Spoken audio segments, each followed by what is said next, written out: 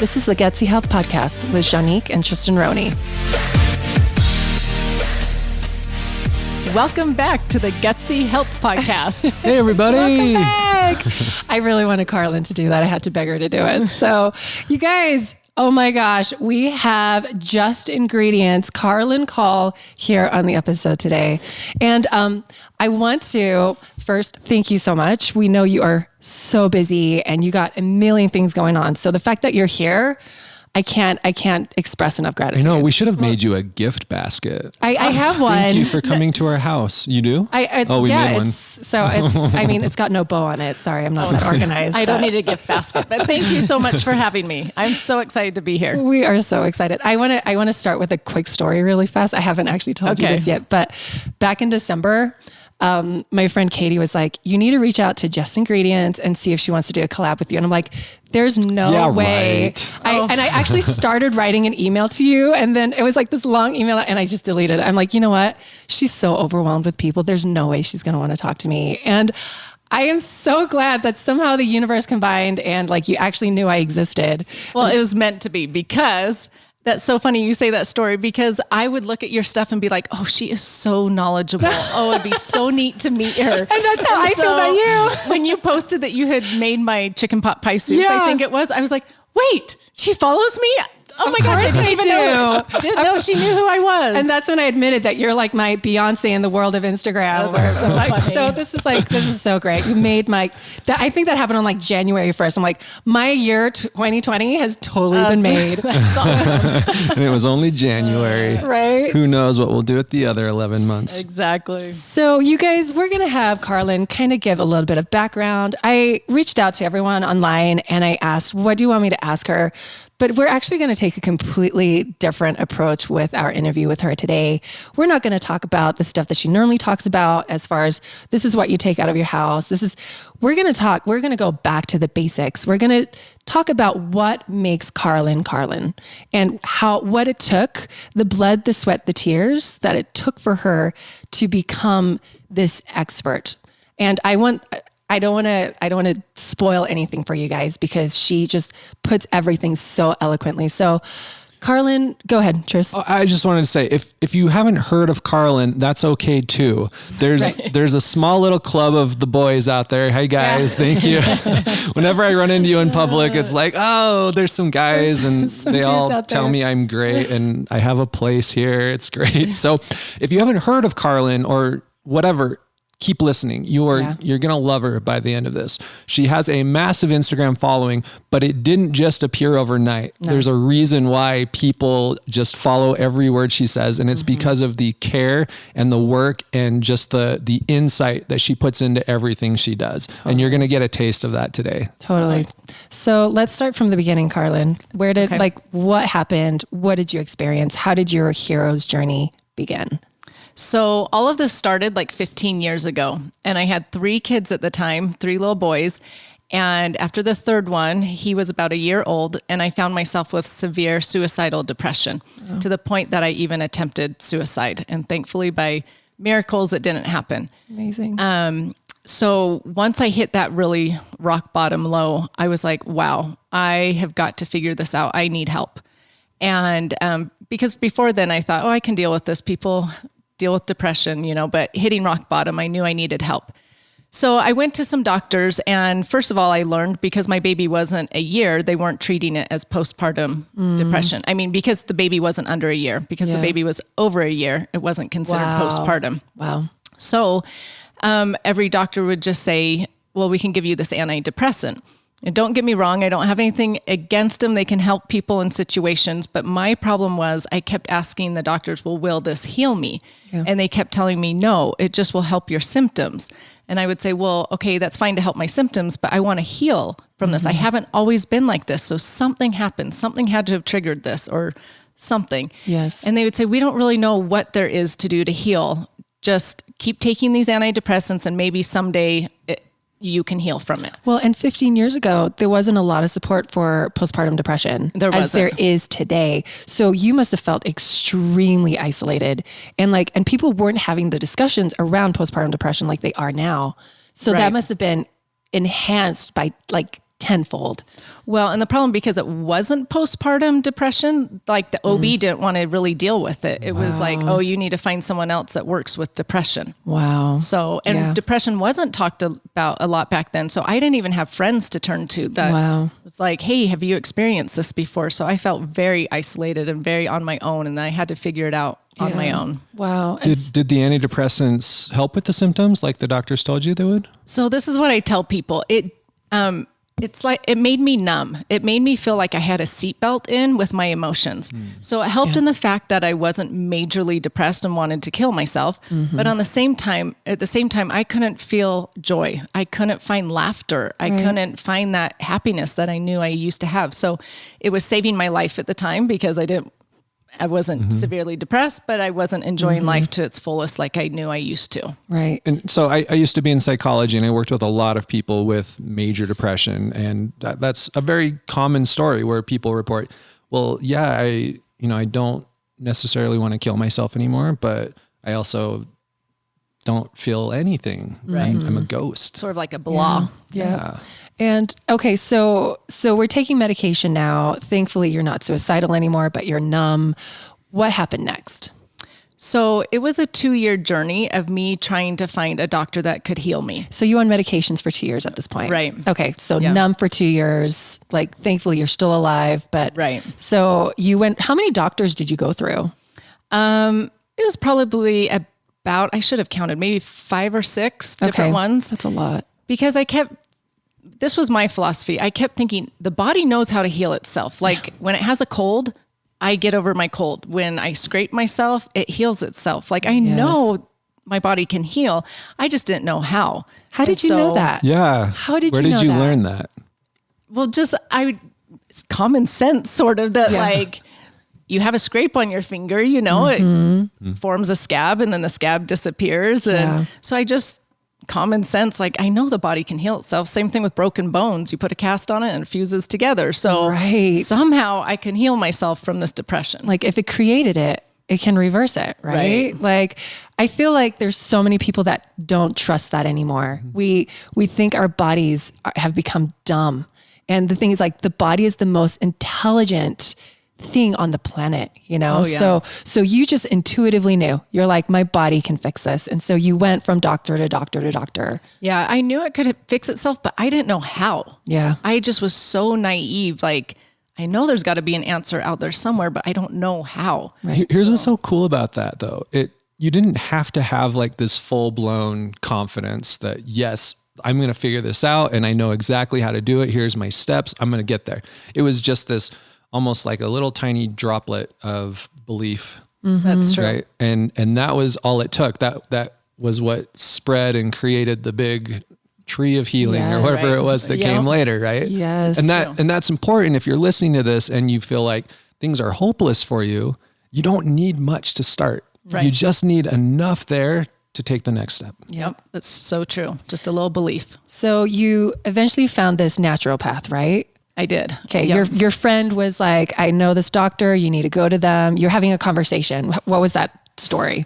So actually I was at a neighborhood party and I heard a neighbor talking to another neighbor saying, oh my goodness, my daughter has had the worst PMS and the worst periods. And I found this lady who was helping us find like the root cause of it rather than just medicate her. And so my ears perked up. I was like, root cause? Wait, I need to know a root cause. There it was. So I didn't even join the conversation. I just like scooted over to them, like pretending I wasn't listening. So great. And so I listened and the lady said like, oh, where is this doctor? And I listened really carefully. You're taking notes. And I remember the lady saying, but she's not like your normal MD. She will do a few different things that you're not used to. And at that point I was like, I don't care what they do. I just need help. Yeah. And so I made an appointment and went to her, and it was an 18-month journey that I worked with her with learning how to amazing. Yeah. Learning how to change my health journey, my food and how to heal. Yeah, exactly. Well, and you guys, I really want to emphasize this because Karalynne was on medication so she goes to this doctor. It wasn't a one and done appointment, right? Right. Like, it's not like she went to this appointment. This doctor gave her all of this information, all of these resources and said, go heal yourself. It was bit by bit, trickle by trickle. And we were talking about this before. As you were seeing this doctor, how often would you see this doctor? Like every month, every few months? At first it was maybe every 3 weeks. Okay. And then every month. Okay. And I really want to emphasize, you guys, at this time, Karalynne was on medication as she was healing her body. So can you explain to everyone the importance of, because my question to you earlier was, how long did it take for you to start feeling better? And your answer was, I don't know, because of the medication. So can you explain that to listeners right now who are on their own healing journeys, who are trying to figure this out, and they're they're discouraged because maybe it's only been a few months and they're like, I'm not feeling any different. Can you explain to them what that looked like for you as you went from rock bottom, knowing absolutely nothing, to, okay, now I've found someone who can send me in the right direction. I'm still on medication. What did it look like from there?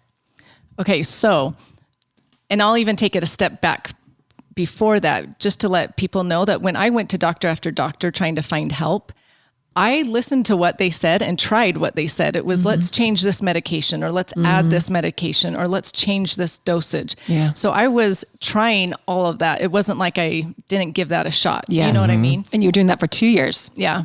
So then when I did find this doctor, I literally knew nothing. Like, I did not know how to heal. I was like, I will do whatever you say. Yeah. I'm so desperate. Just help me. And so, like I said, I worked with her for 12 months before they started weaning my medication. So I get asked all the time, like, how long did it take before you felt better? And I have to tell people, I don't really know, because I was so numb that maybe my gut, I'm sure my gut was healing. I know it was. My gut was healing. My inflammation markers were going down. That I do know. My hormones were getting balanced because we tested that. So those things were happening. But because I was still on that antidepressant and feeling numb, I didn't necessarily feel any different. It wasn't until finally a year, we started weaning me off the medication for 6 months. And then by the end of 18 months, I knew I felt better because I was off the medication. And actually, I do remember when I got off the medication, one of my little boys said something and I laughed. Aww. And I almost cried. And I said to my husband, oh my gosh, that is the first time I have laughed in years. Oh, that's so beautiful. I'm like emotional. Like, that's amazing. Yeah. Like, wow. So 6 months of weaning. But after a year but after a year of healing first. Yes. Right. And I really want to emphasize to you guys that are listening, like, medication has a place. If Karalynne, or if anyone who is on this healing journey, if you didn't have those medications, how do we know if you would have been here or not still? You know, it has its place. So we never want to demonize the use of medications. But what we're emphasizing is, are you giving space for healing? Are you giving space to repair the body? Yes, let's Band-Aid for now. Let's keep you alive, but let's aggressively heal at the same time. And your aggressive healing process was 18 months. That's a long time. Well, and I even say it's more than that, because it was 18 months of getting me to that point. But then I had to learn how to not relapse and want to get back on antidepressants again. And there were some hard days in those years afterwards where I would be like, oh, wow, what have I eaten in the last few days that have helped trigger this, episode? Or it wasn't all just cherry and bright and blue skies after that. I had to continue. Sorry, I didn't mean to interrupt you. It's not like you crossed the finish line and you're like, I'm here. Right. Because you were still healing. So can we talk about that a little bit? Because the reason why we're picking apart Karalynne's story is because her story is probably your story. You have probably experienced this, and you're trying to find healing and you don't know what it looks like, and you're having a hard time trusting the process.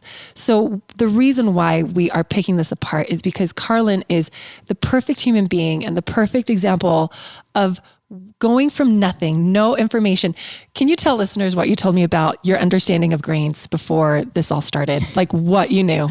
So actually grains and a few other things. My doctor would say things like, maybe we should look at adding some whole grains into your diet, not wheat, but other grains. And I was like, I wonder what a whole grain is. Maybe oatmeal. Like I literally knew nothing. I knew the basics that we were taught in elementary school, like the health pyramid thing. And that was it. Yeah. And another funny one is, she said to me, well, we could also incorporate some oils into your life, like some oils that could contribute to healing. And I was like, huh? Like what? And she was like, well, they're oils that come from flowers and plants.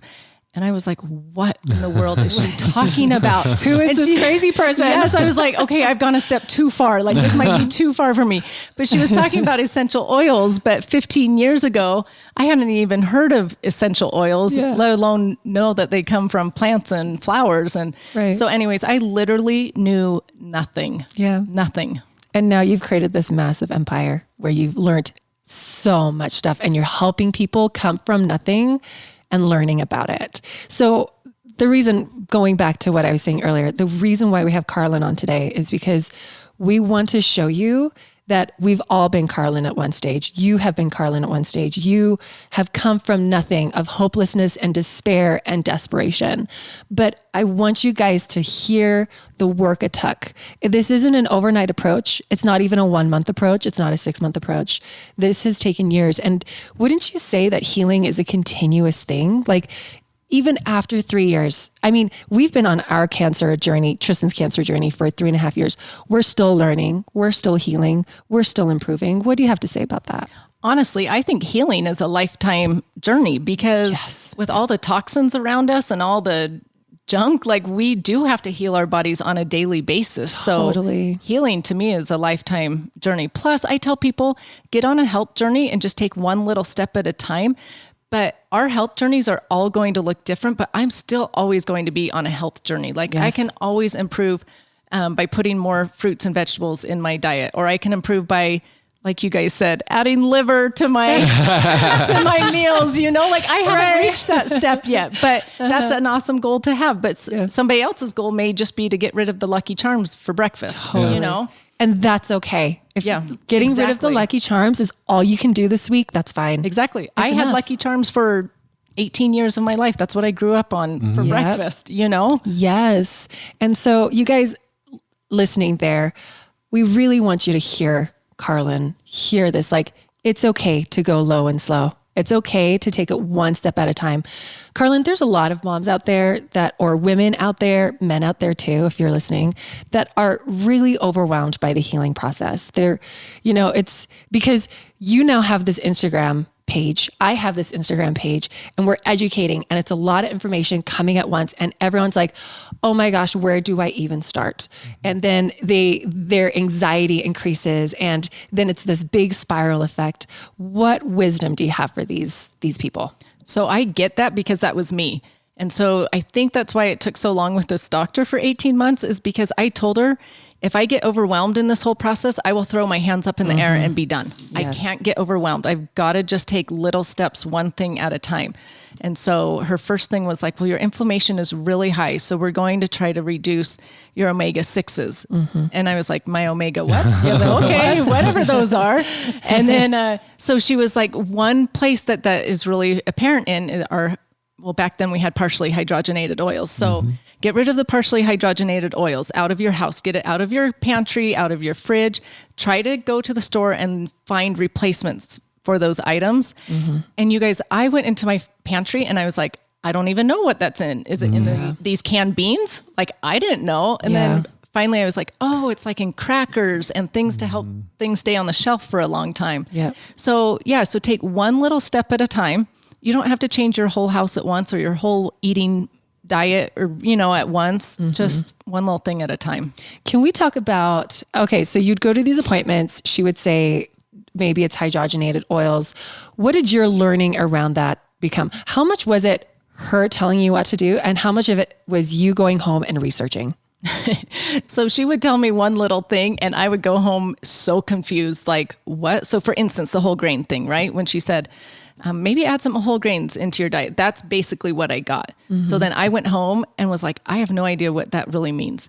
So I found a class that was teaching a class on whole grains. And I went to the class and I went and I remember they gave like a sheet of all these grains and one was quinoa. And I was like, quinoa? Quinoa. What is this? I hadn't even ever heard of it. Yeah. Where now that's like a daily staple, not a daily, but it's a staple in our house. And so I literally knew nothing, but the doctor would tell me one little thing. And then I had to take that as like my diving board to bounce off into a whole pool of information and had to figure it out for myself. And that's so important because the doctor couldn't follow you home and hold you by the hand and make sure you were doing all these things. The doctor for you was just the kind of the check-in point and the guidepost to say, hey, let's look down this way. Let's look down this way. But 99% of the effort had to come from you. Right. And you had to have the right mental frame of mind to take that responsibility on yourself and not expect that whatever 20, 30-minute session you were doing with the doctor every week was going to get you there by itself. She was the springboard for me. Yeah. And but you're totally right about, it took a lot of work. Like if you want to heal, it can't just be, oh, maybe I want to heal. It's got to be, I really want to. I mean, I almost committed suicide. Like that is the bottom of bottom. So I was to the point that I was like, I will do whatever it takes to heal. I have got to do this for my sake and my kids' sake and my husband's sake. So people that want to heal, they've got to know they've got to be committed. It can't just be like, maybe I'll do this on Monday, Wednesday, Fridays. Yes. I imagine there are a lot of people listening right now that hear, oh, she healed from depression, and they want notes, right? They're writing on what did she did? Looks like inflammation was on there. They looked at digestion, and people are trying to put together a protocol based on what worked for you. Right. But that doesn't work very well because we can get general principles that tend to apply to people, but every individual is so unique. Right. There are people with major depression that don't have a lot of inflammation. Right. Totally. And so if they try to follow the same exact footsteps that you did, they're not going to get there. Right. And that's where, once again, that mental frame set comes in of it's not about checking off the right boxes. Totally. That's the old model. That's the medical model of we're going to try these different medications and see if we get there. With this, we have to start listening to ourselves. Right. It's no longer like a one size fits all. We're all individual. We all have our own unique biochemistry and DNA. And I want to go back to you saying like, you're all in, right? Well, a lot of people will often say this is too hard. This is like a full-time job. And I'm like, well, disease is a full-time job too. That's true. So where do you want to put your energy? Right. And again, this is never to shame anyone. It's just giving you some pieces of information that you can really mull around in your mind and meditate on and be like, okay, I need to do this, and again, you might not be ready now to be all in. Maybe you're still in the research phase. Maybe there's a little bit of overwhelm, but I do want to remind people like disease is a full-time job. Healing is also a full-time job. Where do we want to put our coins in which basket or eggs in which basket, right? Well, yeah, because depression was 24/7. It was a full-time illness. It was not, oh, okay, I feel better now. Oh, Right. And it's also the money aspect too. It's like, well, eating whole foods is really expensive. Being sick is also really expensive, guys. Like just become familiar with the cancer family. I was reading an article that said when someone gets diagnosed with cancer, their entire life savings is depleted in the following 2 years. It's like over 50% of people, right? I think it was like 50 or 40% of people diagnosed, like all of their life savings are gone. Life savings in 2 years because of one disease. So one thing I do want to tell people is, yes, healing can be a little bit pricey, but so can being sick. So can dying. There's a big price there too. One thing I also want to say is eating healthy isn't that expensive.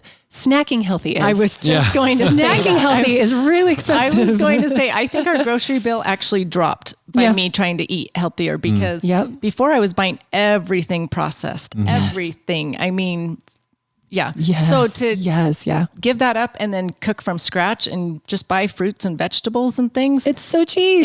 It is a lot cheaper than buying everything processed, everything pre-packaged, everything individualized packages. Totally. And we are guilty of doing that sometimes where we're always looking for like, what's the perfect healthy snack food? Right. And it doesn't exist. We were in California recently and we found these like Cheeto healthy things. They were made with coconut oil and it was like, oh, this is awesome. And it's like $8 a bag. Right. Right. And it's still not a great snack compared to just some whole foods. Right. Or like a green smoothie or something, which Right. a full green smoothie is probably like for the whole family, like $5. You Right. know what I Right. mean? Like cooking from scratch. Also like buying bone broth. Again, we're all at a different place. Like buying bone broth versus making bone broth. Like making bone broth is like so cheap. We're talking like a couple dollars versus like $5. But you guys get the bone I buy broth the in, bone right? broth. So.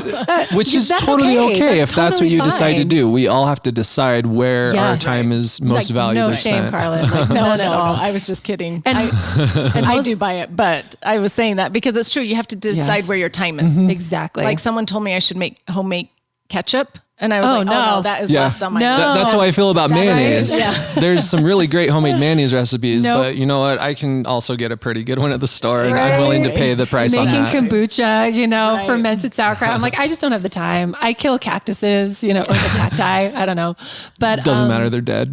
But exactly. So I kind of want to transition and say that a lot of times people are too scared. Like they say, okay, I know I need to heal my body. I know I need to become an expert in my health, in my family's health, in my children's health, but they're too scared to explore, and they're too scared to, and I use the word experiment a lot because we have to do trial and error all the time. And what I notice is that people are terrified of that. Why do you think that is? Why are we too scared to like go with our gut and just like do it? Oh, I think there's lots of things. I think that we're afraid to mess up. Mm-hmm. We're afraid not to listen to the doctors and actually do something on our own. Yeah. We're afraid that we can't do it, don't have confidence in ourselves. So really, and I actually was afraid at first because I was like, I know nothing. I literally didn't. I grew up, like I said, eating Lucky Charms and trying to eat everything low fat, I did not know anything. So my philosophy was I'm going to learn one thing at a time and get good at that and then move on. Yeah. And so we don't have to be an expert in it. No. Do one little bit of research and use that in your life. And when you're good at that, research a little bit more. When you're good at that, move on to the next thing. It's not an overnight fix on any illness, right? We've done things for years that have probably contributed to it. So we need to, go month by month healing. I want to point out that one of the scary things that I've experienced, and I've seen a lot of other people experience, is going away from what we think is the sure thing with the doctors, because we are trained as a society to believe that the doctors have all the answers, and the stats do show otherwise, and the doctors know that the success rates are not nearly as high as we want to believe they are, unless you get really specific and say, was this symptom addressed by this medication? Yes, it was. We're really good at that, but we're not good at addressing, is this person experiencing a higher quality of life? Are they healthier? No, they're terrible at that. But we don't know that. So when we start going away from what the doctors say, we start taking the power into our own hands. You have that terrifying experience of, if things go wrong now, it's my fault. Exactly. And there are going to be people that with glee tell me what a terrible decision I made and how I did this to myself. Well, yeah. But we're also brought up thinking the doctors know it all. Right. So for 2 years, I went to doctors trying to find answers. And when they couldn't give me the answers, that's when it was like, maybe I should start looking other places. And that's why it usually takes some kind of really serious illness for people to finally break free of that spell. Totally. And with saying that, though, I have to give this little side note. My dad was a surgeon. He's passed away, but he was interesting. a surgeon. And I have sisters that are RNs. Oh, wow. And so I always have to tell people, I am actually really grateful for the medical world. There is definitely a place in this world for the medical place, or So for the much. doctors, but there also is a place in this world for the nutrition and I'm still alive today because of a surgeon. Right. I One of the know. greatest doctors I've ever met was a surgeon. And was I amazing. love surgeons in particular because they are so valuable. And yeah, we can't fix what they fix with nutrition most of the time, right? Right. so I always say there's a place in this world for both, for sure. Well, and that medication kept you alive. Exactly. As you were figuring out the healing part. So you had a space for the medication and the mainstream, and then a space for the nutrition, which, again, respect to both worlds, right? But incorporate the alternative world as well. Like be your own health advocate and start healing and creating a game plan. And, it takes a lot of time. It takes a lot of trial and error, but it can happen because we're seeing this happen thanks to social media. We're seeing people healing themselves more and more each day. I don't know how many messages you get, but how many do you think a day do you get messages from people saying, I'm feeling so much better. I'm now pregnant. I'm now healing myself. My eczema is gone. How often, because I know I get at least like 10 to 20, maybe 30 a day where people like, this has helped me so much. And my followership isn't near as close to yours. So what would you say? You know what? Probably pretty similar, around that 20 to 30 a day. There might be more, but I have so many unanswered DMs that they might be in those. Yeah. But it's amazing. Yes. People, I get a lot of, we took our children off of food coloring and their tantrums and their behavioral issues have decreased. And so many, I told someone the other day, maybe I'm in this world just to get, or doing this on Instagram just to get people pregnant. Just kidding. I love it. But you are. Because I get so many people saying, we've been through IVF 4 times or 3 times and it didn't work, or, and we finally cleaned up our food and things in our home and products we were using and we're now pregnant, and they're so excited. And so that is actually a really rewarding part of this job, is seeing that, being a little part of that. By the way, that's proof that this kind of thing works. Right. You'll have people throw doubt on it all day long and tell you that's a load of bull. There's no evidence that does anything. But you too are seeing that in your DMs every single day, that people are making these fairly straightforward lifestyle changes. They're not using the medications that they've been told are the only answer, and they're getting there. Yeah. They're making these huge health jumps, and it's awesome to see that. Totally. It is awesome. So that's why one of my favorite hashtags that I use on Instagram is #HealingHappens, because trying to remind people of that every day when they are discouraged, when they're taking, would you say your healing journey was 3 steps forward, 2 steps back? Oh, for sure.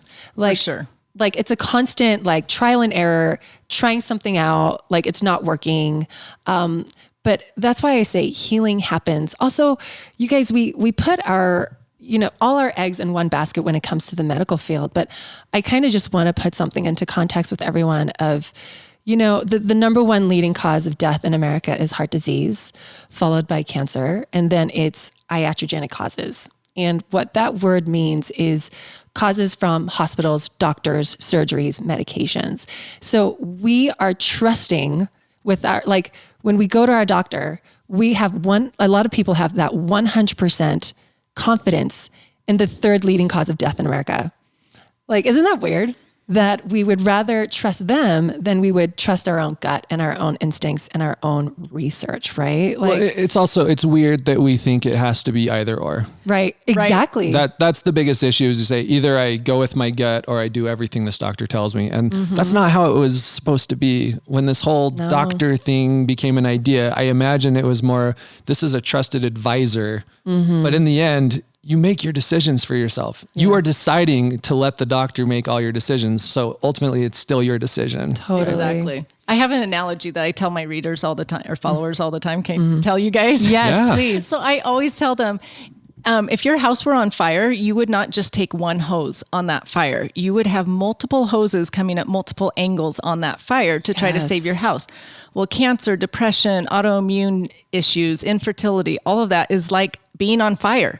Yes. So instead of just putting one hose on it, say you go with the doctor, well, let's put multiple hoses on it, because it could be nutrition that you need. Maybe it's therapy that you need, or counseling, or the Hocket machine. You know what I mean? Yes. There's so many, there's so many hoses we could put on this illness. And the problem is there's not just one hose for each disease. If there was, then we wouldn't have the cancer problem we have today. You know what I mean? Totally. So use your doctor as one of those hoses, but include lots of other hoses in your healing. Oh my gosh, that's so perfect. I love that. I got a question a few days ago about healing endometriosis. And it was basically, what do you recommend for endometriosis? It took me 3 days to formulate the answer, because there's not, this is what you do. Exactly. There's, let's take a look at all the different systems in your body and let's see which ones are not functioning properly. And then we can address what's going wrong. And basically the answer to all health issues is, how do we get all of your systems back into balance? Right. Right. Exactly. And that does require all kinds of different hoses.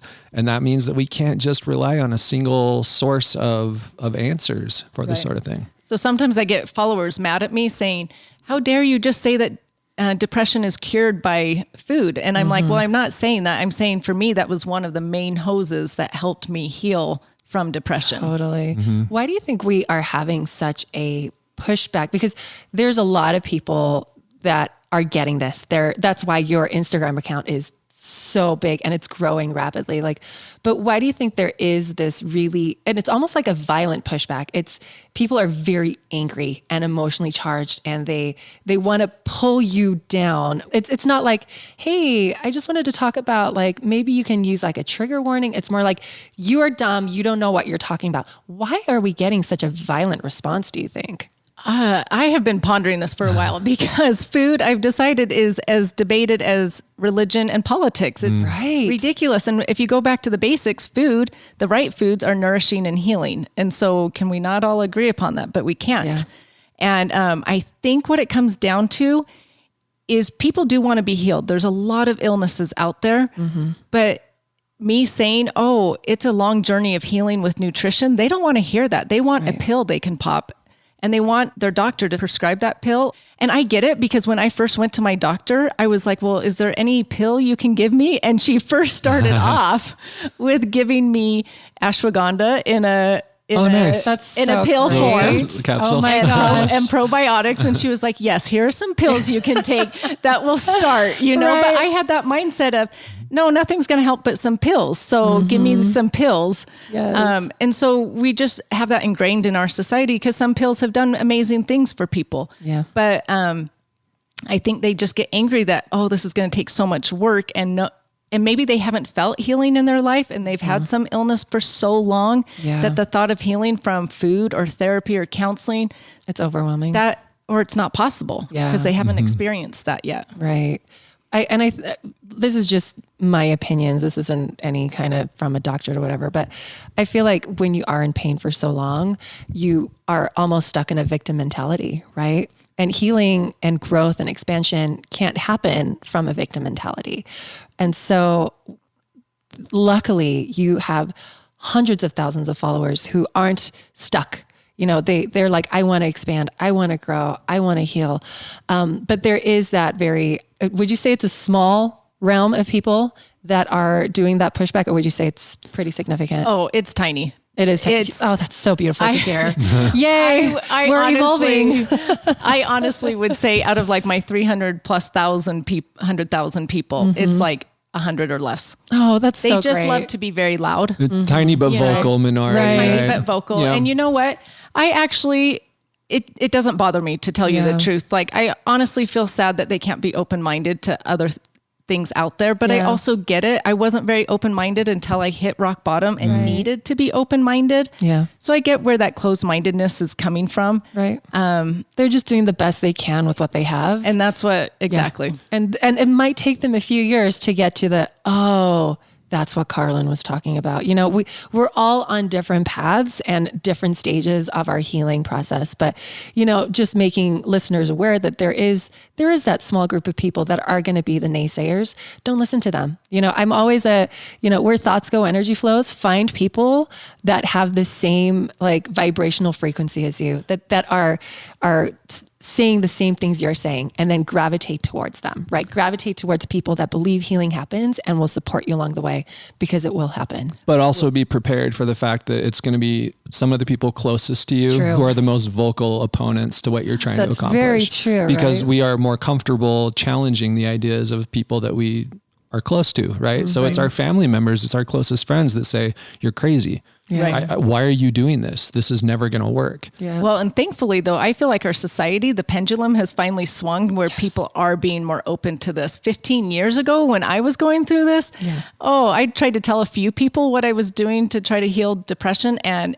the shock of the people was so unbelievable that I thought, I'll just not share this right now. We're not ready. Isn't it amazing, this day and age? Okay. Now here's my little bit of my fangirl going on. Do you recognize that you're a massive part of this movement. Like, No, do you not see at all. that? No. No, you are. I just look at myself as a stay-at-home mom who had a little hobby to try to help people. But that's the best part. That is what we love more than anything, is that you aren't some authority who people listen to simply because of where you went to school. Because they have a PhD. The degree you have, right? You are a normal person like us with no formal training that just wanted to feel better. Right. And you turned that into a passion, and you were willing to share that with other people. And I would love to hear how that story went when you decided, like, okay, I'm going to start talking about this publicly. And people caught on. They heard it and it resonated with them, and they said, I want more of this. Yeah. And it created a movement.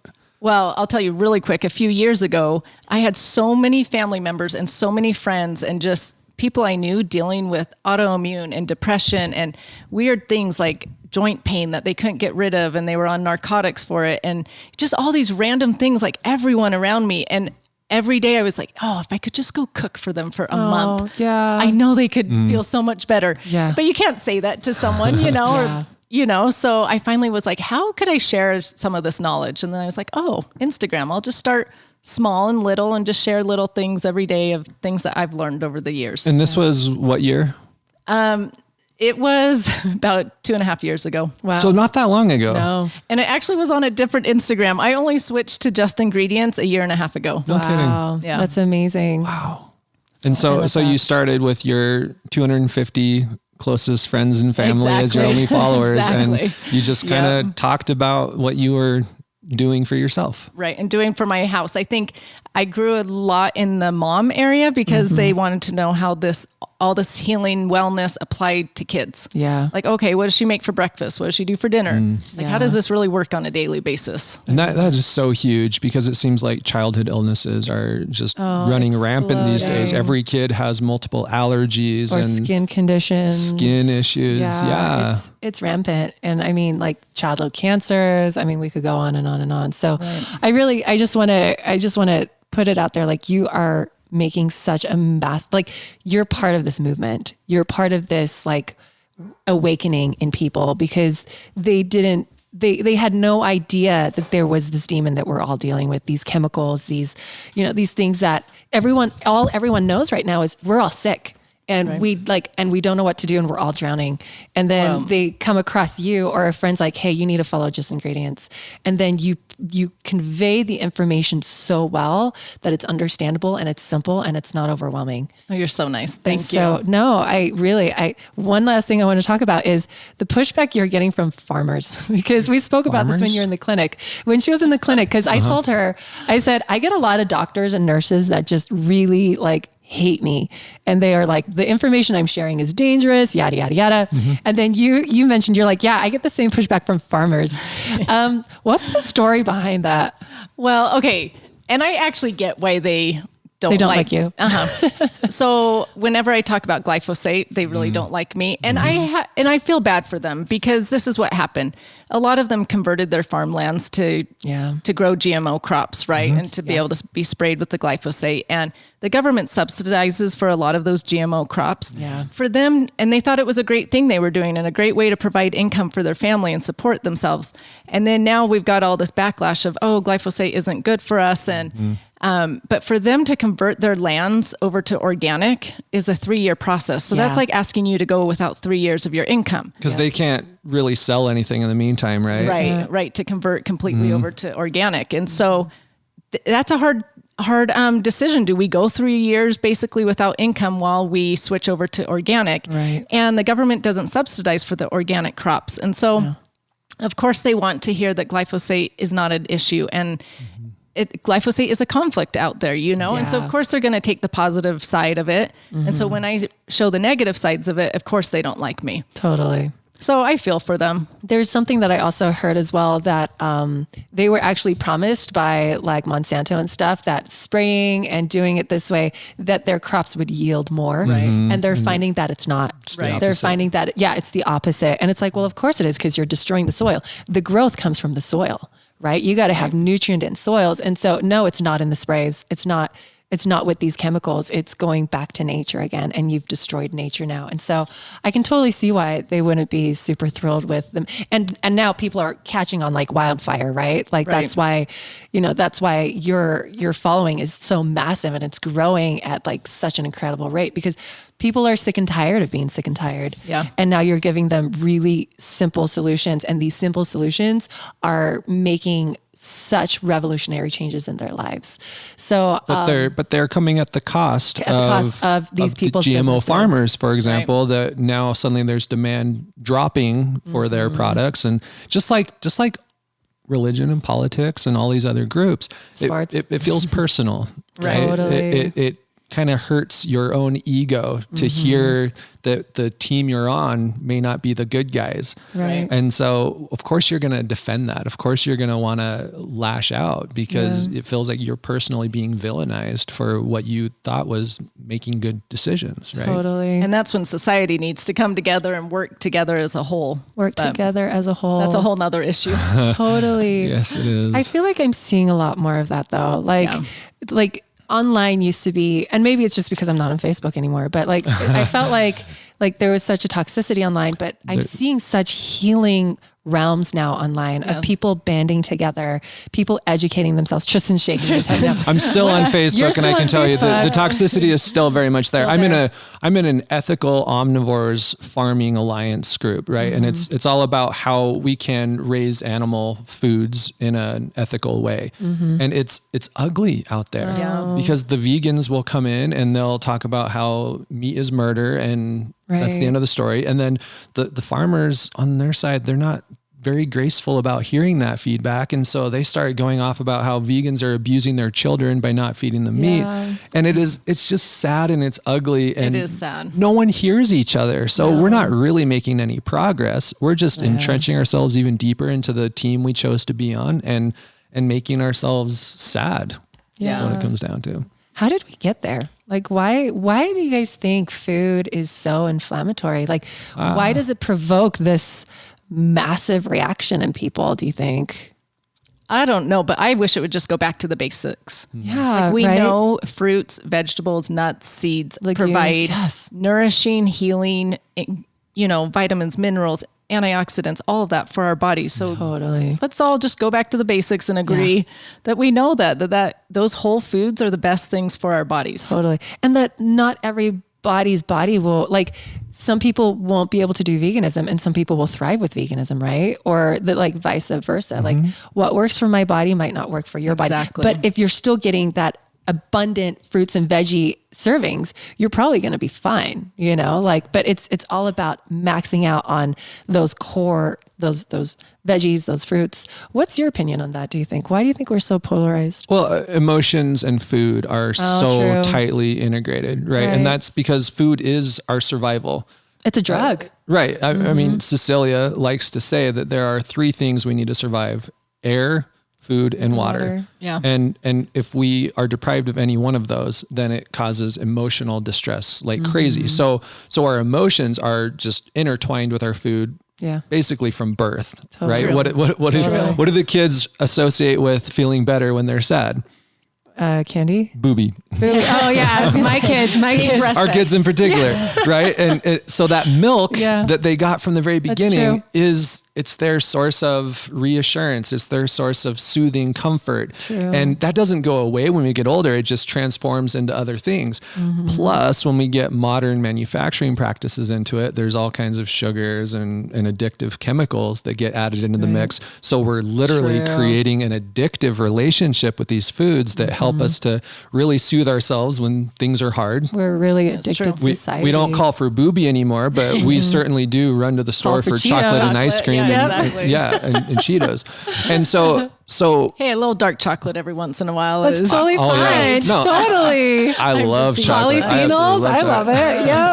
Yep. And so I think that's where it comes from, that it's just, we have such a hard time detaching the emotion from the food that we can't detach the emotion from any of the conversation around food either. Which is why healing in this realm is so hard too, because it's so emotional. It's not just chemical, right? It's the emotional aspect as well. It's emotional. And because it's emotional, we close ourselves off to possibilities that could heal us because they don't fit with our belief system about Right, foods. right. Right. It's the meat eater that refuses to go vegan for any amount of time because that sounds stupid. Or it's the vegan who refuses to eat meat because their body is desperate for B12 vitamins and they just won't do that. Right. So they limit themselves unnecessarily and they stay sick longer than they need to. Totally. All right. So I'm gonna reel this back in again. Karalynne, what would you have told yourself 15 years ago? What's the advice that you have to women, men that are starting where you started? Like, what do you wish you knew back then? I wish I knew that there was hope. Like I went into this just hoping there was hope. Yeah. But there is hope and healing. There really is. I remember in my dark days thinking to myself, everybody tells me there's a light at the end of the tunnel and I cannot see the light. Yeah. Like it was dark. So I wish I just had told myself, hang on. Yeah. It's not an overnight fix. There is healing. Just keep going one step at a time. Yeah. And don't worry if you fall back a few steps, just keep going. Yeah. I love that. That's really helpful for me to even hear right now, because we have these setbacks, and for us, for Janique and for myself, it's other people's stories that can be the setbacks where we feel like we're doing really good, and then someone we care about, things go wrong for them, Right. and it helps me so much to remember that there's a spectrum with these things, that in some cases we can't really control everything, and those things happen, but for ourselves, we never know where we land on that spectrum. So the best thing that we can possibly do is just maintain a glimmer of, hey, there's possibility, that there's hope. It's not always forward, that sometimes there are setbacks, but it's okay, because as long as you're always aiming for the forward, you'll eventually get momentum and keep healing. What else would you tell people? Or what else would you have told yourself? I would tell people not to get overwhelmed. Yeah. I think that's the big thing right now, is people are just so overwhelmed by all of this. Yeah. And I'm thankful that I told myself back then, okay, I will do one thing at a time. And I really did. I was like, for grain, like for instance, with the grains, I'll become a master at grains and then move on to the next thing. Yeah. And so I feel like we're in a society of now. Like we have to do it now. No, take care of one thing at a time and then move on. Yes. So absolutely. follow-up question to that may be hard to answer, but if there was just, we'll say 3 things that you could recommend a person start with if they're at the beginning of their journey and they're feeling totally overwhelmed, what are the 3 things they could do? So I actually put one of them in my post today. My thing was, I haven't seen it yet. just go back to the basics. I said, if all this is overwhelming and you're confused and you don't know what to do, we all know the fruits, the vegetables, nuts, seeds, legumes are good for us. So start with trying to just add more of that into your diet. Totally. And I always thought like, well, I don't know how to make these cool vegan meals. Like I thought I had to come up with all these creative things. So I put in the post, take your meals that sloppy joes, spaghetti, chicken pasta, and throw more veggies in it. That's all you need to do. Like start there. So I always say just add more veggies or fruits, whatever, to your diet. And then number 2, I would tell people just start avoiding the man-made chemicals. Just look for the whole food ingredients rather than the man-made ones. Stay away from the middle aisles in the grocery store. Right? Shop on the outer aisle. Exactly. And when I was first going through my healing, I was like, there's like 10% of this grocery store I can shop in. Yes. And I was like, that was confusing to me. I was like, why do we make all these foods then if none of them are good for us? But that's a whole nother story. So I get it, listeners, if you are confused. But so stay away from the man-made chemicals. And those are my top 2. And then 3, I say get moving.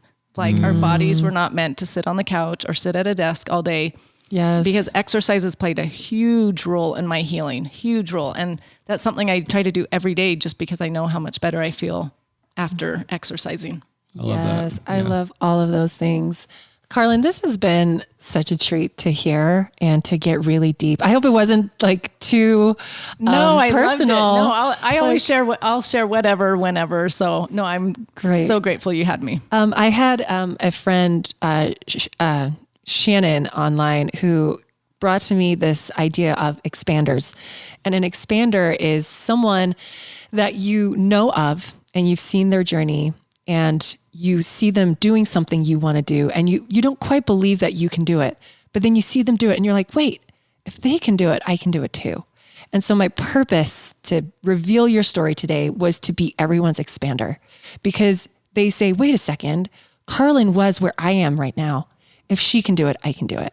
And that's why that's what I love about you is you are the stay-at-home mom. You aren't this hotshot PhD, like you went to medical school, you can do all the, like, it's so simple. It's so basic. We all can do this, and we are all entitled to this knowledge, to this information. You can start from nothing and be like Karalynne, be where she's at right now.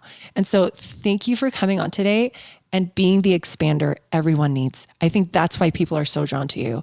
And that's why when you are online, how you so gracefully put information out there, it's so approachable and it's so kind and friendly. And you are, you know that saying, be the change you wish to see in the world. That's you. You're doing that. You're so nice. You wish to see that change and you are putting the information out there and it's happening. It's organically happening. And so again, thank you. Why are you smiling at me like that? Because I'm just gushing. You like I'm her. gushing it's all wonderful. over. I love to Tristan's see it. looking at me like I'm all weird and cheesy. No, you're not weird. So thank you for being everyone's expanders. You're welcome. I love that idea of expander. Isn't I'm that going to cool? have to like ponder that thought. It's like, that cool? was it Roger Bannister, the first man to break a 5-minute mile? Yeah. No one had done it until like the 60s, and then he did it, and all of a everyone sudden, was doing it. all of a sudden, it was like no big deal at all. Yeah. But someone had to be the first one to Totally. change our perspective on it all. Totally. You know, and it's the same like Tristan's cancer. You know, if he can do it, I can do it. Right. You know, and we had to find our expanders. Like if they did it, we can do it. Right? And then I have a lot of people that follow me that have Graves' disease, and you know, they're trying to figure it out too. Well, if Janique could do it, I can do it. You know, so you guys find your expanders. Karalynne is such a good expander for all of us. Like really find those people that are going to emulate your healing, that are going to remind you daily, because I sometimes feel like we get bombarded with negative messages all the time. Get rid of those messages, find the expanders and constantly expand every single day. Healing happens. You're entitled to it. So follow it, get it, like own it, work for it. It takes a lot of work, but it's so worth it, right? It is. Oh my gosh. I love that idea. Yes. So- and honestly, if I can do it, anyone can do it, because I literally knew nothing, you guys. Yeah. I started from scratch. I mean, And I love that. And that's and it is totally doable for people. awesome. Anything else you want to close this episode with? Well, first off, how do people find you in case they don't already follow you? Right. What's the best way for them to learn from the great Karalynne? So I have an Instagram account called Just Ingredients, and so they can follow me there. I also have a website called justingredients.us. She has the best products, you guys. They're so clean. Can you tell us about all of your products, by the way? You have the serum, the deodorants, you now have the scrubs. Tell us everything. So I have deodorant and serums and face scrubs and chapsticks and some more products coming. I started all this because I figured out for my own depression that my beauty products were a big trigger. Yeah. That's a whole nother story. They've got parabens and phthalates and things that were messing with my hormones. And so I was like, your skin is your largest organ. I want to feed it food, just food. And so my products are like jojoba oil and frankincense and sweet almond oil and just ingredients that are so nourishing to the skin and to the body, rather than any part of any harm or anything. Chemicals, and so, synthetics, that kind of stuff. yeah. So Anyone out there who's listening, by the way, Karalynne is the real deal. She's not just a persona. She's not just a mask that she wears on social media. Our interactions with her off camera, so to speak, are just as wonderful as watching her stories. And it's the same thing for her products. She's not just talking a big game about, healthy, organic. She's using really healthy, natural, basic ingredients in her products. The name Just Ingredients is very fitting for what she's doing. Right. Now, people have a hard time buying your products because they sell so fast. So if you want it, right? Or are they available? Is there anything in stock right now? Not the face scrubs. I come out with a new product and manufacturing can't keep up on the demand, which is a good thing, but it also frustrates my followers, but we're trying to get there. So they love you enough that they'll hang in and wait. It's worth waiting for. Well, and the other thing is a lot of them are like hand made. I mean, my face scrubs, you got to hand mix, and they take a lot of love and attention, these products, you know. It is difficult to mass produce something that is real. Right. So true. But you can find her products on, what's your website? Justingredients.us. Justingredients.us. And her Instagram is just.ingredients. Right. Right. Any other platforms that you are on that people should know about? TikTok.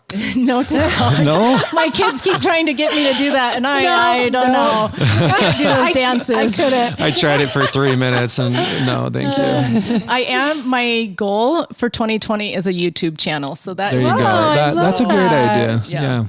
I love so it. keep your eyes out for Just Ingredients TV. That's right. Coming in Serious? 2020. Oh, that's going to be so great. Thank you so much. Thank you so thanks. much. This was really awesome. Fun. And until next time, guys, keep healing. Healing happens. And we'll talk to you next week. Bye, everyone.